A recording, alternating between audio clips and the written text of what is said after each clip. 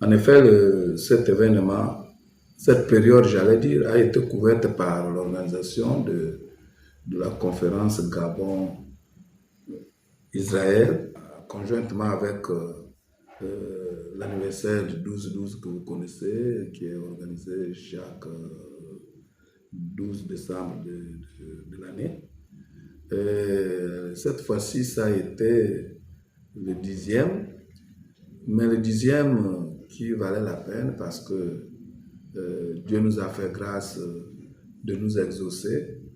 La plupart des sujets de prière que nous avons faits, j'allais dire, ont trouvé leur exaucement. Je voudrais parler déjà du Gabon, pour lequel nous avons prié. Nous avons demandé à Jésus vraiment de se manifester parce qu'on était déjà sous un poids dictatorial d'une gouvernance à ne plus vraiment en finir. On ne savait plus où mettre la tête. Donc Dieu a étendu sa main le 23, le 30 août, j'allais dire, 2023. Le Gabon a connu un grand changement. Donc, le Gabon a été libéré. Bon, cette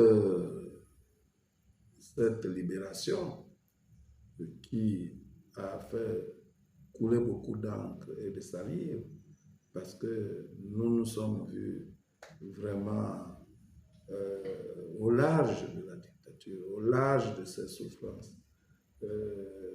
Il y a beaucoup d'attentes, il y a eu beaucoup d'espérances, mais il fallait maintenant que le 10e anniversaire, nous puissions vraiment remercier ce Dieu-là. Vous-même, vous avez vécu ce qui s'est passé. La conférence Gabon-Israël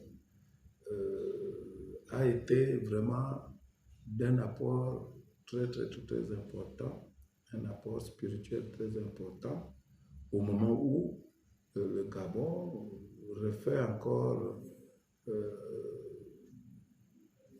qu'est-ce que je peux dire, refait encore face à des mots, aux mots que nous avons décriés hier, notamment les crimes rituels. Vous voyez, les gens ne sont pas aujourd'hui encore remis des souffrances qu'on a endurées hier, que ça refait surface. Donc, c'était un événement pour nous qui nous a aidés vraiment à remercier Dieu et à regarder dans le rétroviseur de notre ministère pour voir quels étaient les points qu'il fallait encore représenter au Seigneur. C'était pour nous. Bon, le fait d'avoir remercié Dieu en commun accord avec le peuple d'Israël, notamment les Juifs, était pour nous une matérialisation de cette vision qui est celle de la délivrance du Gabon.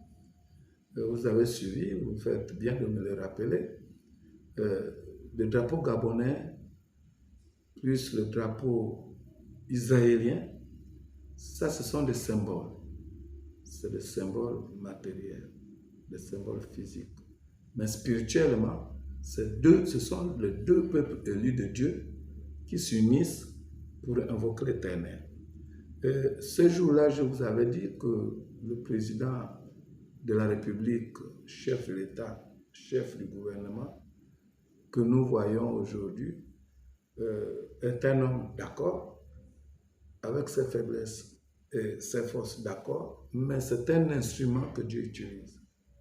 Un instrument que Dieu utilise, que Dieu va davantage utiliser pour vraiment accomplir sa parole.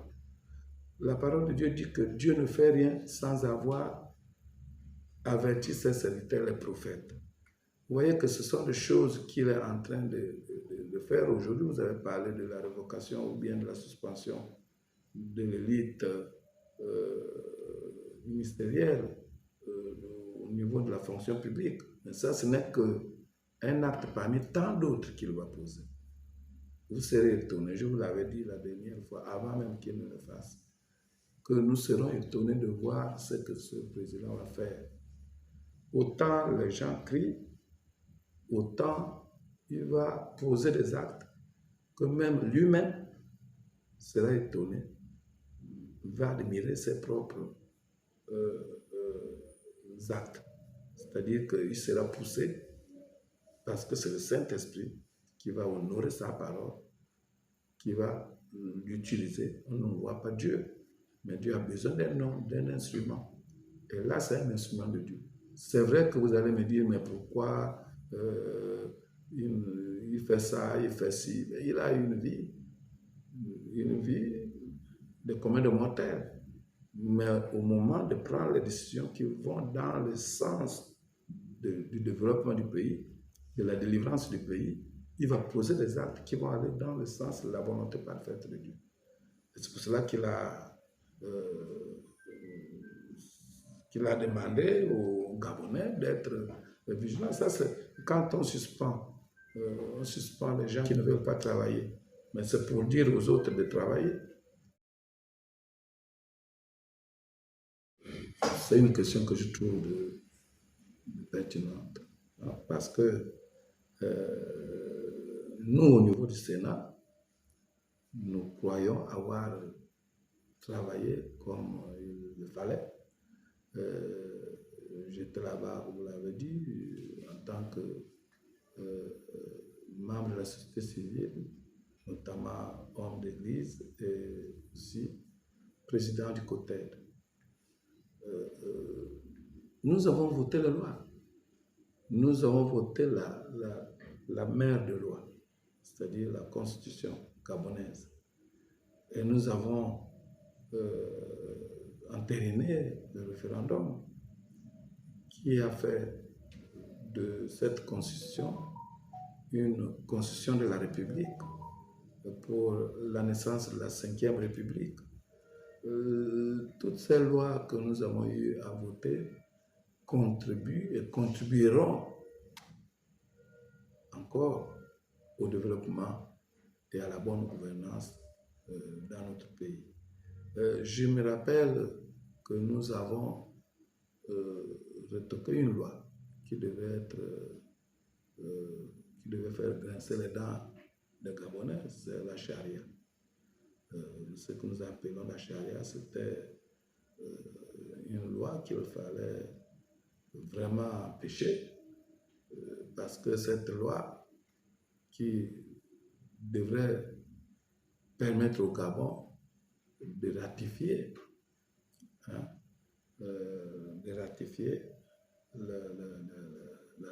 l'adhésion à la justice islamique. Vous savez que pour nous, c'est vrai qu'on dit que nous sommes un pays islamique, mais le Gabonais n'est pas encore entièrement conscientisé, entièrement adhérent à cet environnement, autrement dit, à ce mode de vie. Ce mode de vie. Donc, pour nous, c'est un acquis. Peut-être que la nouvelle législature pourra l'adopter, mais ce ne sera plus nous. Nous, on a retoqué cela. Nous avons mis en place, si vous voulez bien, mis en place la nouvelle République, la naissance de la nouvelle République.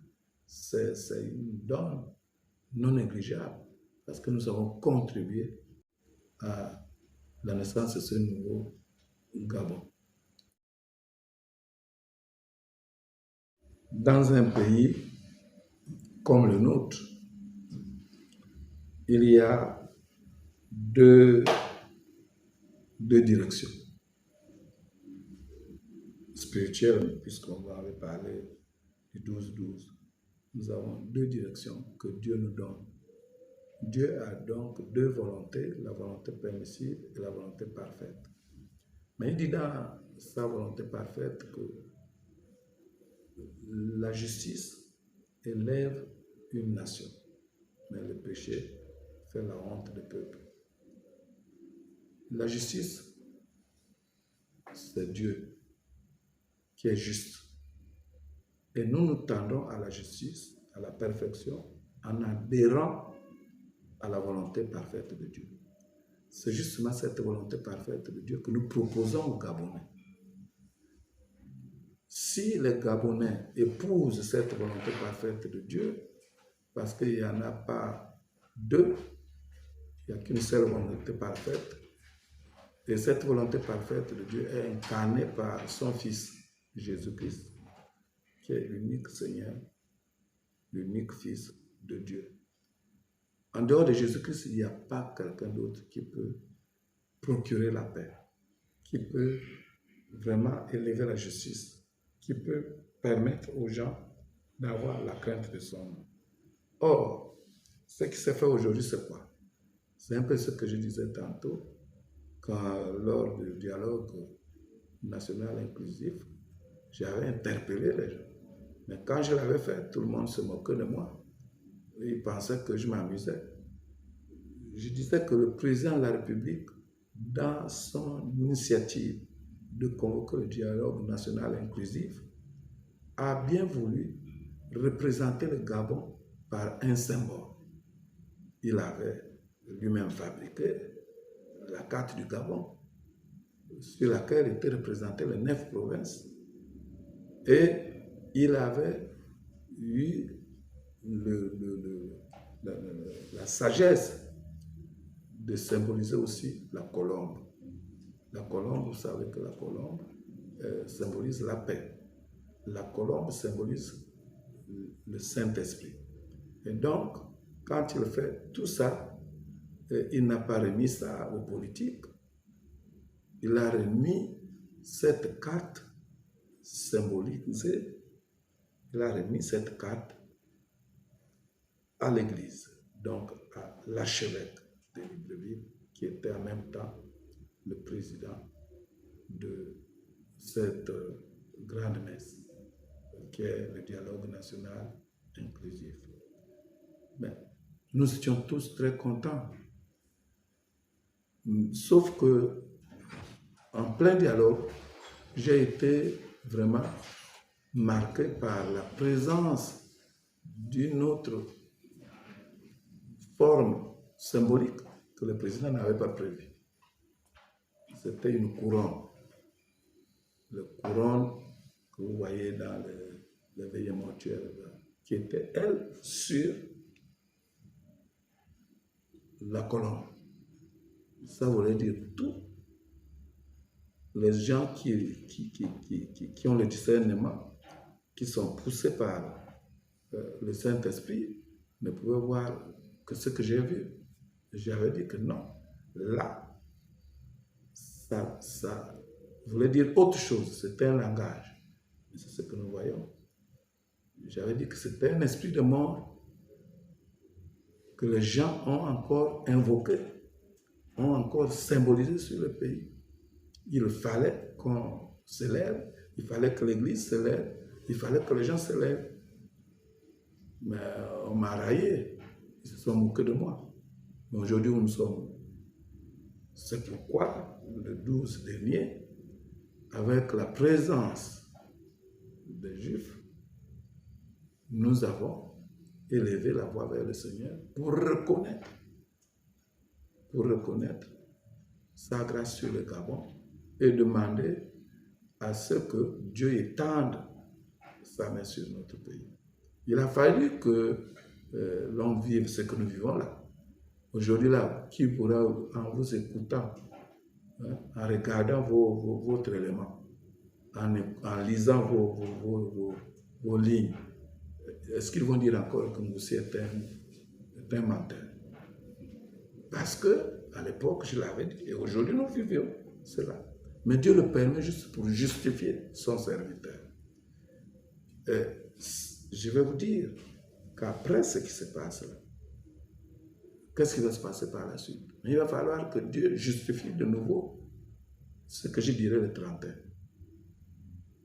Parce que notre Dieu, c'est un Dieu qui veille sur ce qu'il parle, il veille sur sa parole et il l'accomplit toujours. Donc, vous voyez, je le dis, essayez de fouiller, regardez. Je ne me rappelle plus du média qui m'avait, mais je pense que si vous fouillez, vous regardez, vous revisitez vos éléments, vous allez voir que j'étais interviewé là-bas, au stade, en plein dialogue national et inclusif. J'avais dit non, on a invoqué l'esprit de mort qui avait déjà disparu. Vous avez vu que depuis le 30 août 2023, jusqu'au dialogue national, il y avait déjà une totale accalmie. On ne parlait plus de crimes rituels, on ne parlait plus de ce genre. Mais une fois encore, ils ont voulu que les gens passent outre la volonté de Dieu exprimée par le chef de l'État. Moi, je suis de ceux qui disent que si ce monsieur-là, notre président, si on lui laissait entreprendre ce qu'il a dans son cœur, le Gabon va changer dans tous les sens. Mais ce qui se passe parce que, justement, il y a beaucoup de gens qui l'entourent, qui veulent faire en sorte que Dieu soit mis de côté. Mais quand Dieu est mis de côté, alors on vit ce qu'on est en train de vivre. Mais là, c'est rien. C'est parce que les gens prient. Si on ne priait pas, si on ne faisait pas ce que Dieu demande de faire, aujourd'hui, nous aurions vécu autre chose. Il a parlé tout à l'heure, votre confrère. Il a parlé tout à l'heure, il m'a accompagné jusqu'à Lambaréné. On est parti partout. Vous allez voir dans les grands carrefours, dans les portes d'entrée au Gabon, nous avons placé des symboles qui revendiquent l'appartenance du Gabon à Jésus-Christ. Pour ce qui nous concerne, c'est-à-dire la communauté que le Seigneur m'a fait grâce de diriger, nous aurons l'orientation le 31 août parce que c'est à minuit que nous avons souvent la grâce de recevoir l'orientation pour la nouvelle année. Bon, mais maintenant, pour ce qui concerne l'avenir du Gabon, je vous l'ai déjà dit, le Gabon ne va plus reculer, le Gabon va avancer. C'est-à-dire que vous allez voir, je voudrais dire par là que si vous avez l'habitude de lire la Bible, vous allez voir ce que j'ai envie de dire, c'est que le président de la République a reçu une mission, mais que peut-être lui-même ne réalise pas. Il a une direction que peut-être lui-même ne réalise pas, mais il va le faire. Nous allons nous étonner du développement du Gabon, avec ou sans argent. Je pensais que vous m'avez saisi. C'est justement ça. C'est-à-dire qu'il faudrait que le président de la République soit touché par le Seigneur, qu'il fasse le nettoyage qu'il a commencé déjà à faire. Et il va le faire, ne vous en faites pas. Que ce soit les hommes de Dieu, ou les hommes politiques, ou les sages, je ne sais pas, qui le côtoient aujourd'hui, voire même aux pratiques qu'on veut lui faire, qu'il a commencé à faire par le conseil Dieu va faire en sorte. Vous allez voir. Je vous dis qu'il va changer. Demain après-demain, vous allez encore peut-être revenir vers moi. Je vous dirai que je vous avais parlé ce jour-là à mon bureau. Tenez toujours la date de ce que je vous dis.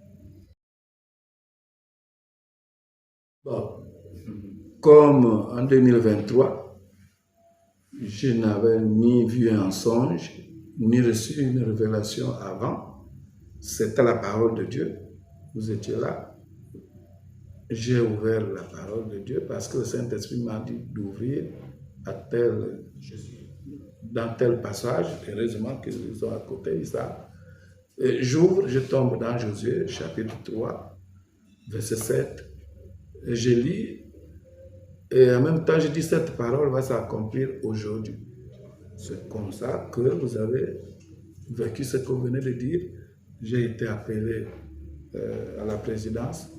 Les gens sont restés là, dans la cour. Je suis allé, le président nous a reçus. J'ai été donc, si vous voulez bien, élevé. Il m'a dit ce qu'il voulait faire de moi. Je suis revenu, on a continué le culte. Je ne peux pas déjà vous dire ce qui va se passer prochainement. Il se pourrait que là, c'était juste pour aller passer le temps que j'ai passé. Au retour, je continue. Ou alors, Dieu va encore l'utiliser pour m'élever autrement. Je ne connais pas. Je n'en sais rien de tout ça. Et donc, je ne peux faire que ce que Dieu me demande de faire.